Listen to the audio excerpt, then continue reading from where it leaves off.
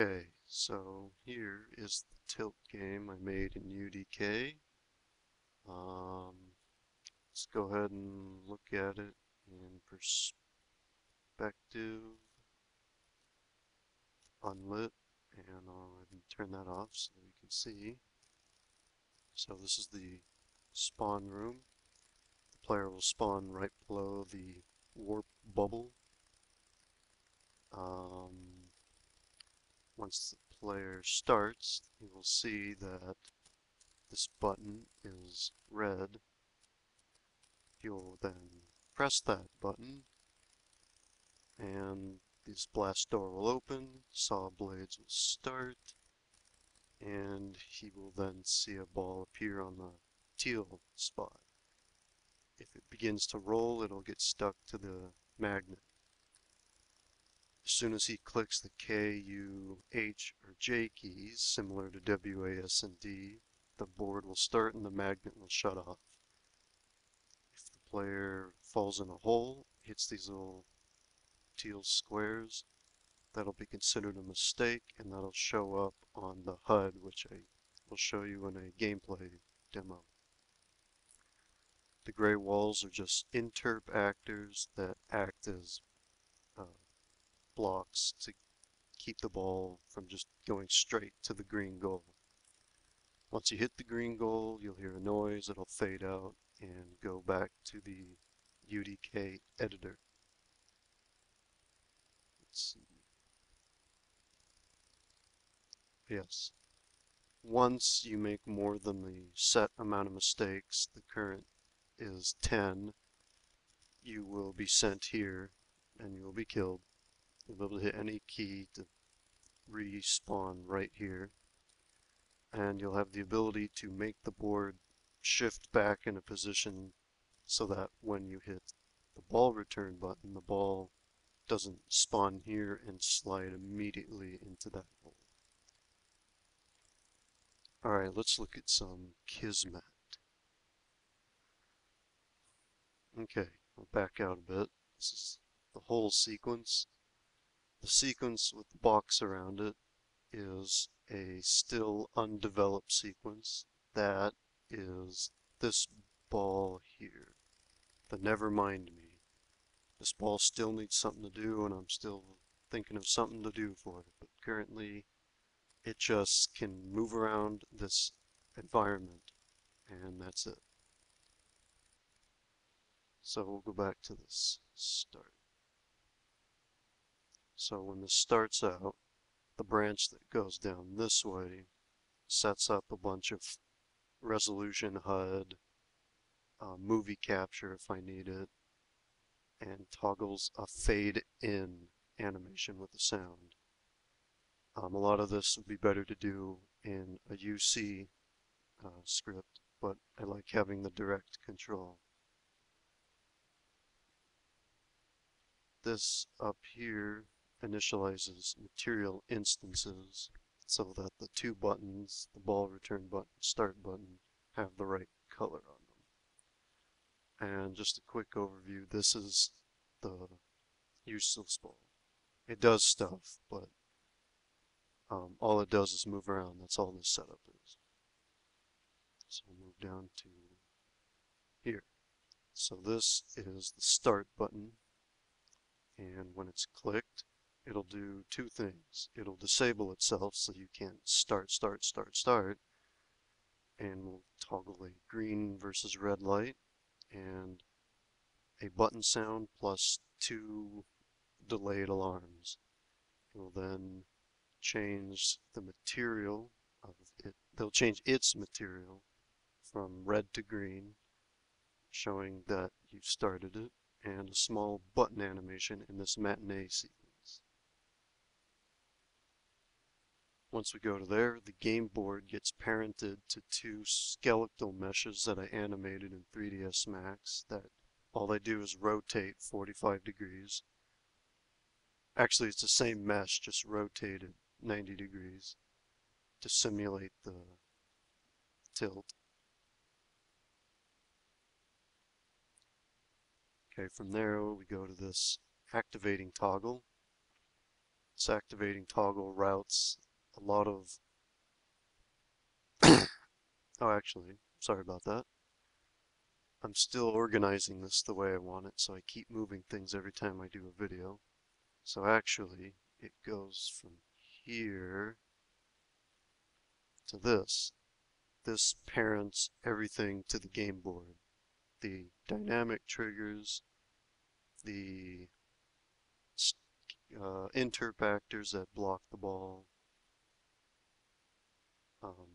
Then from there, once all that is done, it turns on the U, K, H, and J buttons. That's the W, A, S, and D analog to controlling the board. So these two right here are the actual matinees that control the board. Upon initialization, they are activated, so you can't see this, but the board actually moves on its own, because without this, the board will act as a slingshot and just throw the ball everywhere. But if I do this, it's nice and smooth. Okay, so now we're back to this toggle after we parent. So let's go up here. So this will start the ball and teleport it to the board, turn all the lights on, and play a startup sound. It will then open a door, the main blast door, play a sound, and once the blast door is done, some music by Stephen Richards. The music just provides some nice calm ambience, try to help the player not stress out and not make too many errors. Let's see. Then it will toggle the HUD, which will show your mistakes, and then it will turn on the saw blades, the animation.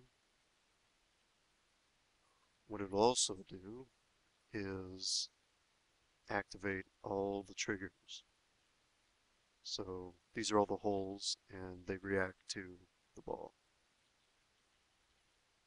So if the ball falls in a hole, it'll get toggled to ball return. You'll hear some kind of teleportation noise. Your mistakes will increase by 1.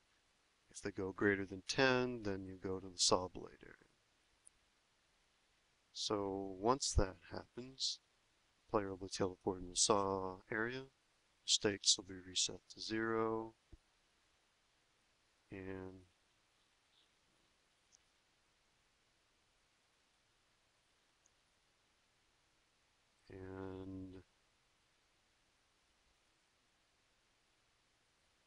let's see, mistakes reset to 0, teleport to, oh yes, then the ball will be taken back. This whole sequence here is clicking a button. The sequence is very similar to the start button. So you click it, and once it's done, the ball will return to the sequence and tell the ball return button to go back to normal. And then finally, or almost finally, this is the little score HUD system. It'll tell you don't make more than so many mistakes.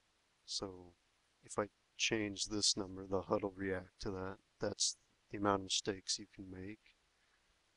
And this part of the HUD will tell you how many mistakes you've actually made. Now, finally,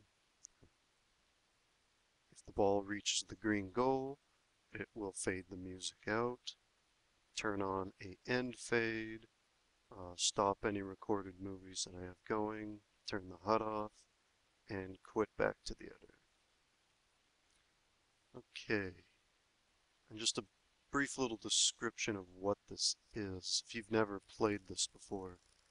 Imagine that this board rotates on its center 45 degrees in 2 axes.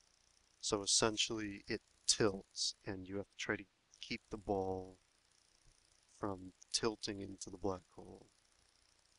The game normally uses a ball bearing, and it's a wooden box, and normally has little paths through it.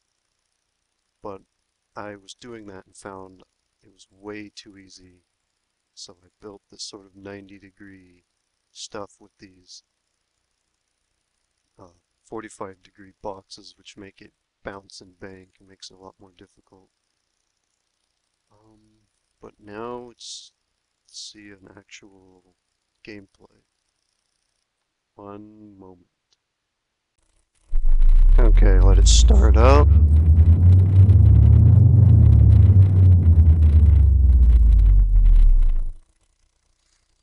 Okay, so as you can see, we're actually running around in the level. There's the spawn point, kill zone, start button, ball return, blast door. Okay, let's start it up. Alright, alarm should go. Blast door. As you can hear, the saw blades are making noise. And the ball is magnetized. Now let's have some mistakes. So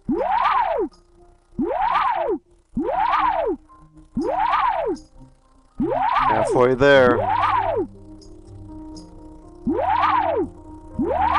There we go. Oh, we're dead. Any key. Alright, so let's get the game board normal. There we go. And hit the ball return. And there's the ball. Alright, let's try to get to the green goal the quickest way possible. I'm gonna move myself. Oh, no. I'm gonna do this with 0 mistakes. Watch.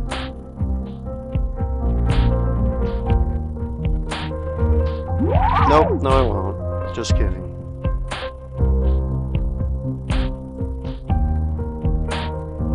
And by easiest way, I mean still completely annoying, but... Oh yes, let's get stuck behind that. Oh, I hate you so much.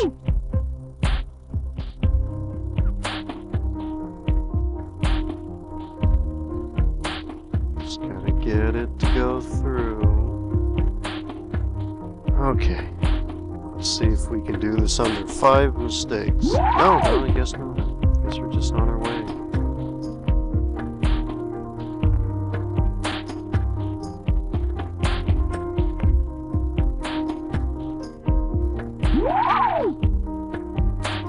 Four mistakes.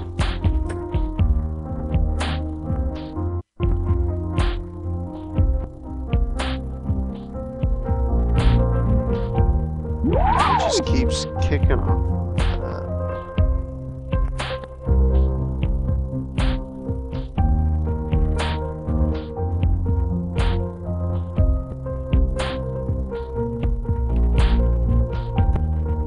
Yay, we made it. And there we go. All done. Thank you for watching.